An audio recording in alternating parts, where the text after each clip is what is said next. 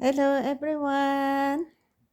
Good evening or good morning or good day sa inyong lahat diyan. Sana po eto po si Lola Emma from Jordan. Ano niyo naman po itong video kong 'to mag-like naman po kayo at mag-share and then subscribe sa aking YouTube channel.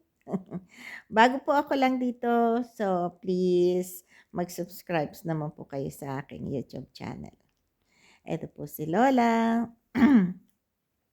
Sasabihin ko sa inyo lahat kung ano mga kuwan ko dito sa Jordan, ang buhay ng Pilipina lola sa Jordan, ayan. So, eto si Lola Emma sa Jordan, okey naman ang buhay ko noon, noong, dumating kami dito, galing kami ng Saudi, asawa ko kasi nagtatrabaho sa Saudi noon. So, ngayon nakahiga kasi ako, eh. Kasi pasensya na kasi wala naman po akong ginagawa. Ano ba 'yun, meron yata nagdo-doorbell. Tapos na yung aking ano, ang aking tawag dito, ang ginagawa, nakaligpit na ako sa kusina, nakaligpit-ligpit na ako ng konti. So, eto ako dito sa may sofa, sa may television room na nakahiga ako kasi malamig. So, habang nanonood ng TV, ayan, nakabukas ang TV. Tapos eto nakikipag-usap sa inyo. Pasensya na po, tamad-tamad si Lola Emma ngayon. So, natuloy ko yung kwento ko na, noon sa Saudi po kami nakatira, doon ko pinanganak yung aking mga anak. So, after nag-resign na ng asawa ko kasi on the time na nag-asawa kami, 5 years na lang yung kanyang contract. So, sa madalit salita, nagkaroon ako ng anak, then pinanganak ko doon. Tapos eto si Lola Emma ngayon. Pagkatapos mag-resign nung asawa ko doon, dito kami ngayon sa Jordan. May bumili ng bahay ang asawa ko dito. So, nabili kami ng bahay. Ito. Ngayon, in short, lumaki. Nung pagdating namin dito kasi ang asawa ko may edad na, hindi naman siya puwedeng magtrabaho ayaw naman niya magtrabaho yung under siya kasi nga ang posisyon niya dun sa Saudi maganda at saka nasa highest position siya. Tapos ano siya, ayaw na niya dahil may edad na siya, ayaw na niyang magtrabaho dito kung siya ay magiging under. So, ang ginawa ko, siyempre malilit pa yung mga anak ko, 4 years pa lang yung si Mona, si Maha 2 years. So, kailangan magtrabaho ako para meron yung mga anak ko. Siyempre kung hindi ako tatrabaho, aasa lang, wala kaming income. So, kailangan magtrabaho ako. So, nagtrabaho ako, in short, trabaho bahay, ganyan ako. Then, hanggang sa nagsilaki na yung mga anak ko. Ngayon, may trabaho na sila, hanggang sa nagkatrabaho, tapos nag-asawa na sila. So, ngayon, mabilis ang kwento ko na fast forward, speedy forward. Ngayon, eto ako ngayon,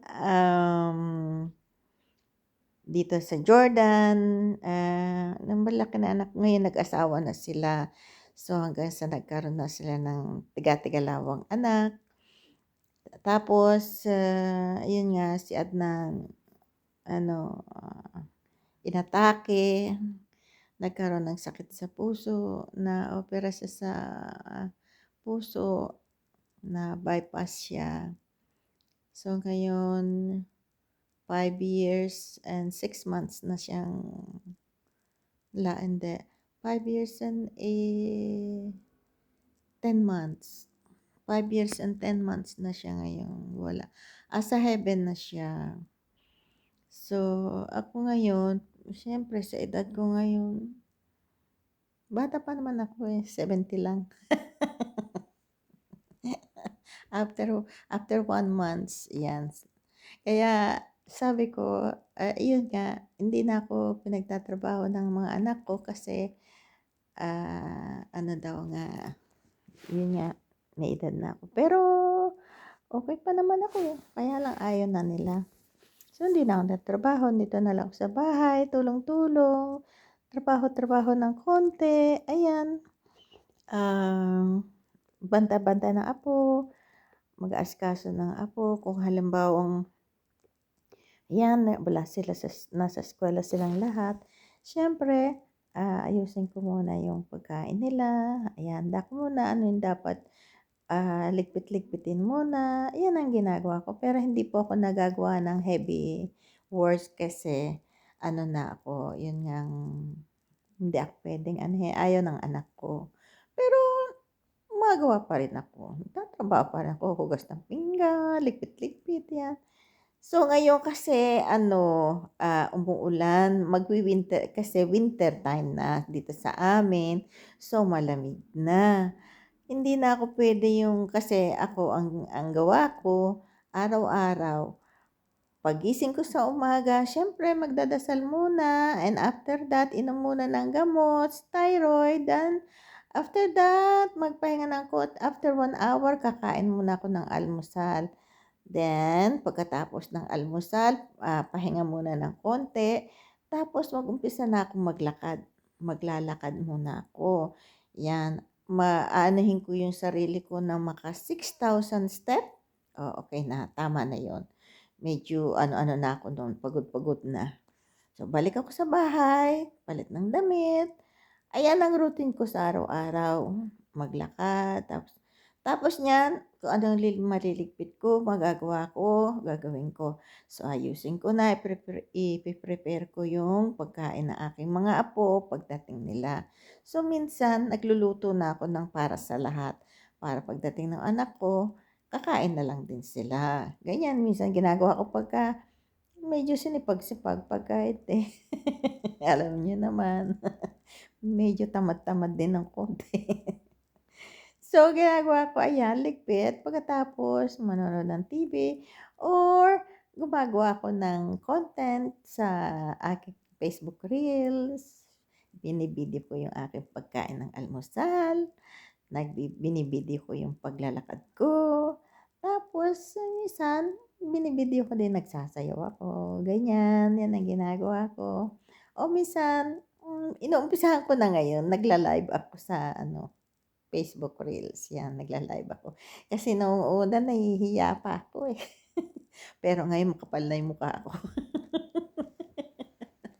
So, ayun na, eto na, inumpisahan ko ng mag-video na mag-isa, ayan, yung mag-live ng video, ayan, katulad yung sa ginagawa ko ngayon. So, ayan ang buhay ni Lola Emma pagdating ng ano, ayan, araw-araw, lakad, kain, sayaw. Tapos 'pag may gathering, 'yan, sama-sama kami ng mga kaibigan ko dito. Marami rin po kami dito mga may asawa na Jordanian ang mga asawa, pero lahat po sila mga Muslim. Although na marami din sila, tsaka mababait din sila, okey naman po sila. Lalo na yung grupo ko, ayan, masaya kaming lahat. Ang pinakamakulit at tsaka kalog ako. Kasi ako, ayoko ng yung serious lang sa usapan. Ang gusto ko yung may biruan, may sayawan, may kantahan. Kahit hindi naman maganda ang boses ko, sige lang. Kahit hindi ako magandang marunong magsayaw, matigas ang katawan ko, sige lang. Basta nag enjoy. Tapos, kasi alam nyo, sa mga pagkaganitong mga may edad na tayo, kailangan natin yung kailangan natin yung masaya na, wala na tayong hindi tayo stress, wala na tayong stress. Tapos na kumbaga sa ano parang tapos na tayo sa obligasyon natin dahil sila naman na nag-uumpisa ngayon para sa kanilang mga anak. So kung ano na lang yung magagawa natin, maitutulong natin sa kanila, yun na lang ang gagawin natin. Yan. Thank you, Lord. Binigyan mo ako ng energy. Binigyan ako ng kasi natutuwa ako kasi alhamdulillah, alhamdulillah. 'Yan ang dapat natin palaging sasabihin sa sarili natin. 'Yan ang dapat natin gagawin sa sarili natin na 'wag natin kakalimutan ang palaging pagpapasalamat sa Panginoon. Lagi tayong magpapasalamat bago matulog at saka pagkagising. 'Yan ang 'wag niyong kakalimutan. Lagi niyo 'yan, gawin yung habit 'yan na pagmulat ng mata ninyo na sasabihin niyo sa pagmulat ng mata niyo sa umaga, agad-agad niyong ilalagay sa isip niyo na, "Salamat po Panginoon at, binigyan niyo ako ng panibagong buhay." 'Di pagkatapos niyan 'di magdadasal ka, babangon ka ta's magdadasal ka. Siyempre kasi converted po akong Muslim, so, 5 beses po kami nagdadasal. Pero ang first priority ko po kasi yung una, yung pagpapasalamat muna kay Lord na, ah, binigyan niya tayo ng panibagong buhay. At yung aking buong pamilya, mga kaibigan ko, at lahat po ng mga tao sa buong mundo. Hindi ko kinakalimutan yung pag-isama lahat ng mga kaibigan ko, kamag-anak ko, at lahat ng mga tao sa buong mundo. Kilala ko man o hindi, pinagdadasal ko pa rin sila. So, ayun nga, tapos sa gabi, siyempre, kung niligtas ka, walang nangyari sa'yo, wala kang sakit, malayo ka sa anumang kapahamakan, ligtas ka sa anumang aksidente. So, bago ako matulog, nagpapasalamat pa rin ako sa gano'n kay Lord na niligtas niya ako. So, matutulog akong masaya, yung hindi stress, yung maayos. Kaya lang minsan kasi siyempre ano na yata ito, dahil sa katandaan na, minsan, matagal akong makatulog. Kaya ginagawa ko na lang na habit na uminom ng yung melatonin araw-araw. Na minsan pagka medyo ano na, tuwing makalawa ganyan, pagka ano ko, inaano ko na yun na uminom para tuloy-tuloy na eksaktong mga 9 or 10 o'clock, ano na ako talaga, yung tulog na. 'Yan, ganyan ako sa araw-araw, ang ginagawa ko. So, eto ako dito sa Jordan, lalo ngayon dito sa bahay, malamig, nag-iisa lang ako, ang anak ko nasa trabaho, mga anak niya nasa school. So, eto ako, kain ng almusal, tapos pagkatapos kong mag-ano sa Facebook Reels, ayan, eto, magvi-video ako. Hindi na minsan nahihiya pa rin ako pero later on magiging makapal na mukha ko. Kasi gano'n naman daw, kailangan daw talaga, maging makapal ang mukha. Kaya eto na nga nananabahan na, tingnan niyo naman ang mukha ko ngayon, lumalaki na, kumakapal na. Para lang maituloy yung aking ginagawa. Kasi kaya ako pumasok sa ganito, dahil gusto ko po yung ano, meron akong nakakausap, ah, yung nagsasalita ako. Tapos kasi ang sabi po ng doktor, pagka once daw na lagi kang may kausap o once na ayan katulad nitong ginagawa ko.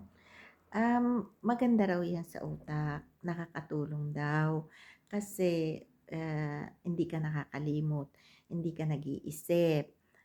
Kasi pagka daw wala kang kausap, wala kang kasalitaan, ano ang nangyayari niyan, siyempre mag-iisip ka, mai-stress ka, ganito pala minsan parang ano, malungkot ka, manonood ka lang ng TV, ayan. Pero gusto ko, although na kahit na nanonood kang TV, may mga comedy rin na 'pag nanonood ka, natawa ka. Pero gusto ko rin yung may kadaldalan ako, kaya nag-join ako sa ganito.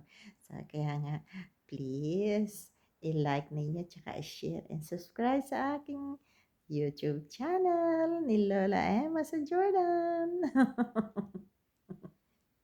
Okey. Yeah, kaya nga ganito ang ginagawa ko. Kaya, eto